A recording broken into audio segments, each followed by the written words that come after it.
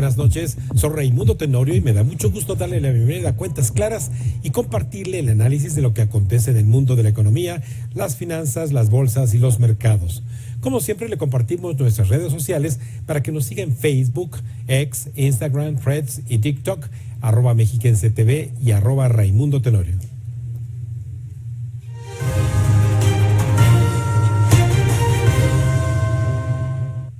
Recientemente se dieron a conocer cifras de la balanza comercial de México con el resto del mundo y entre otros datos se destaca que México cerró el año como el primer socio comercial de Estados Unidos. Sin embargo, hay contrastes con las cifras de producción industrial dadas a conocer al cierre de 2023, por lo que el análisis en Cuentas Claras requiere hacer un escrutinio más a profundidad respecto a cómo es que el comercio exterior, este gran motor de la economía, se comportó en el 2023. Mire, empezaría yo por decirle que tan solo el valor de las exportaciones en el año 2023 casi llegó a los 600,000 millones de dólares, es decir, 593,012 millones de dólares.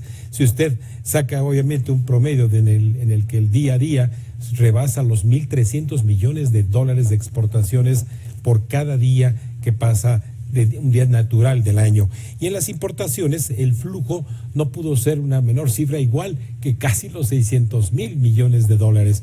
Si sumamos el valor de nuestro comercio exterior, estamos hablando de 1,200,000 millones de dólares, lo que representan los flujos de comercio exterior de México con el resto del mundo. Esto, entre otras cosas, bueno, pues han sido ya cifras históricas año con año. ¿Por qué razón? Bueno, pues porque la fuerza que tiene la industria, el sector agropecuario, también la prestación de servicios que se hacen, bueno, pues suman todos ellos a la balanza comercial. Solamente que en términos de esta balanza comercial estamos hablando únicamente de mercancías. Estas mercancías, por ejemplo, en las importaciones. Tenemos ahí nosotros cifras que corresponden a los bienes de consumo. Los bienes de consumo son todos los bienes finales que usted, cuando recorre un anaquel de una empresa que vende prendas de vestir o productos electrónicos y tienen como procedencia el extranjero, esos bienes de consumo final representaron en el año 2023 87,733 millones de dólares. Y las importaciones que podemos calificar como buenas, las que le dan fuerza a la economía, son las de bienes intermedios. Estos bienes que a los que se les suma valor, y se le suma valor como lo puede representar el pago de salarios, la incorporación de otras materias primas y otros componentes que hacen que se produzcan bienes de consumo final para exportar. Y los bienes intermedios siempre han representado la mayor cifra en el componente de las importaciones totales. Estamos hablando prácticamente del 64-66% del valor total de las importaciones que se hacen. Y los bienes de capital también de las importaciones representaron en el año 2023 una cifra récord de 57,851 millones de dólares. Estos bienes de capital tienen que ver mucho con la maquinaria, equipo de computación, muebles, todo lo que usted ve que se agrega de bienes para producir otros bienes. No es lo mismo comprar por ejemplo, una computadora de importación para el consumo final, que sería, por ejemplo, en la casa habitación de alguno de ustedes, como también puede ser la importación de una misma computadora, pero para, obviamente, una empresa. Pero ¿quién mejor para darnos una visión más amplia de lo que representa el comercio exterior que nuestro amigo Pedro Tello Villagrán, a quien le agradezco haya hecho el esfuerzo por comunicarse vía telefónica? Buenas noches, mi querido Pedro. ¿Qué tal, Raimundo? Muy buenas noches, gracias por la invitación y pido una disculpa, pero una falla técnica por acá me ha impedido conectarme como lo habíamos planeado originalmente. No te preocupes, amigo, son los problemas de un programa en vivo, y yo por eso te agradezco muchísimo. Amigo mío, he estado ya haciendo la introducción de las cifras totales a diciembre de lo que representó el comercio exterior. Este motor de la economía termina el año bien, y cómo inicia desde tu ángulo de análisis el 2024. Es interesante observar, Raimundo, que en el año 2023 el monto total de las exportaciones que México realizó al resto del mundo cerró con un nivel prácticamente histórico.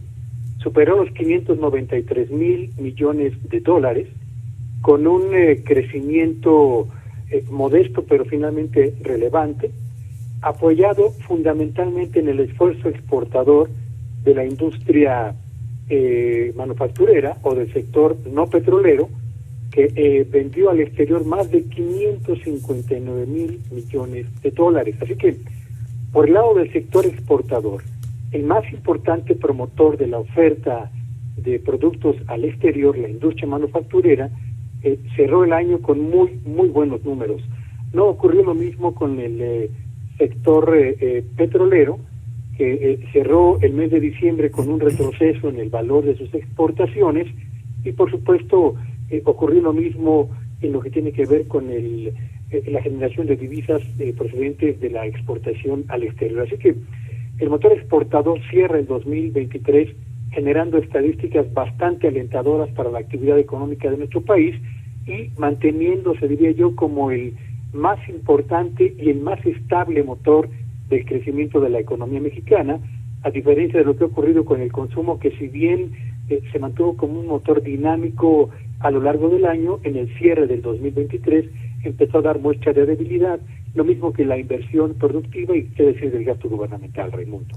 Mi querido Pedro, y exactamente hace 12 meses, en el arranque del 2023, se hablaba acerca de que Estados Unidos dependería qué tanto le fuera en el 2023 para que obviamente el 83% del destino de nuestras exportaciones siguiera estando a la alza hacia Estados Unidos.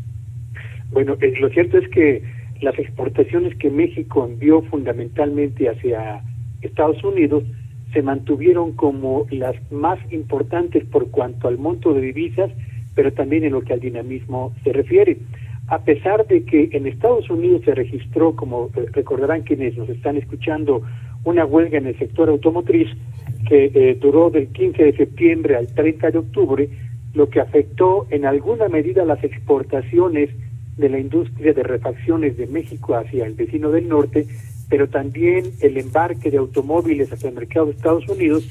A pesar del impacto que tuvo la huelga de Estados Unidos, que duró aproximadamente 7 semanas, ello no fue suficiente para restarle peso, importancia y dinamismo al sector exportador mexicano. Así que tenemos un sector exportador que, teniendo en Estados Unidos a su más importante mercado y a las exportaciones de manufacturas como las más importantes o el más importante soporte de la generación de divisas, ha cerrado el año 2023 generando resultados interesantes, insisto, con un nivel histórico en generación de divisas y manteniéndose como un motor dinámico, quizás con un menor dinamismo que el del año 2022, pero a final de cuentas sigue siendo un importante impulsor del crecimiento de las empresas exportadoras de las regiones en las que éstas operan y por supuesto del empleo que depende directa e indirectamente de ellas.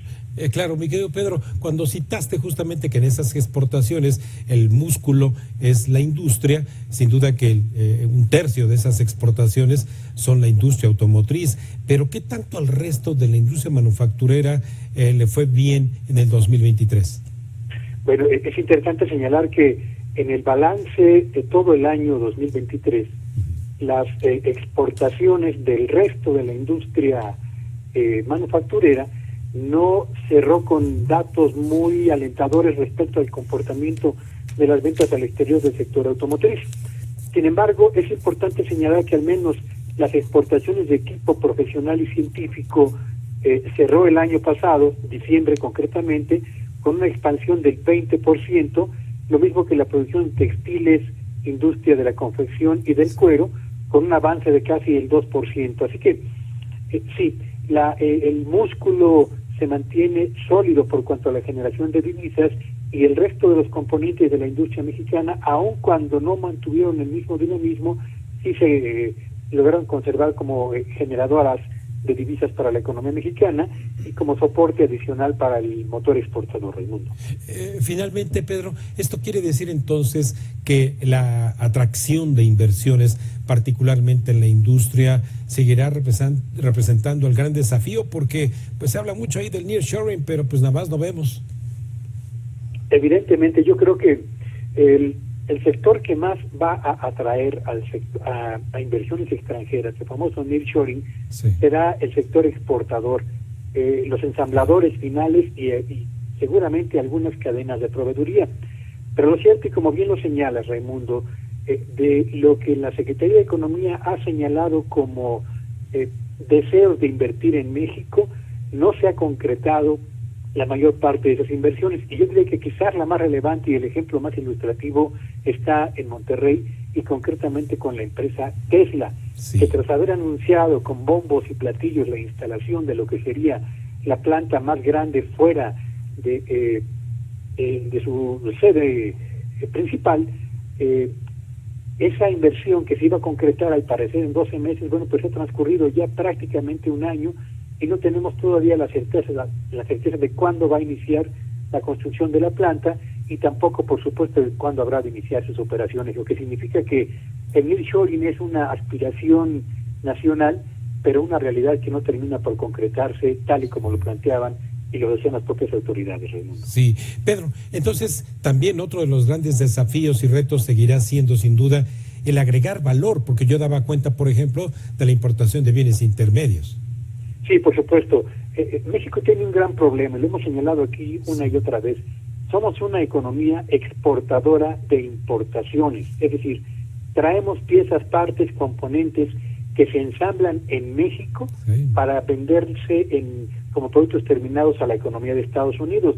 Y buena parte o una parte considerable del esfuerzo exportador se transmite a empresas que están operando fuera del territorio nacional. Y yo tengo la impresión de que en México quizás una de las grandes fallas en las que hemos incurrido a lo largo de los últimos casi 40 años es la ausencia de una estrategia que busque hacer que el esfuerzo exportador se quede justamente en el territorio mexicano a través del desarrollo de proveedores micro, pequeños y medianos, confiables, de calidad mundial, con costos bajos y niveles de productividad a la altura de las exigencias de las grandes ensambladoras, para que ese motor exportador tenga un efecto de arrastre mucho más sólido, efectivo sobre la actividad económica mexicana de como lo tiene hasta este momento.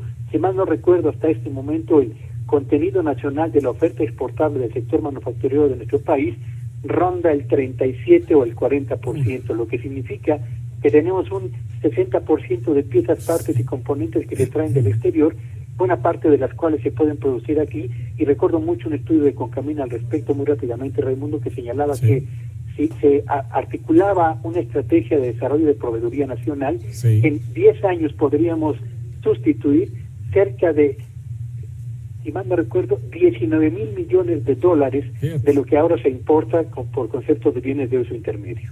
Pues ahí está el apunte, mi querido Pedro. Pedro, amigo mío, te agradezco muchísimo el esfuerzo de comunicación que hiciste y, como siempre, bueno, pues aquí en Cuentas Claras con tu agudo ángulo de análisis.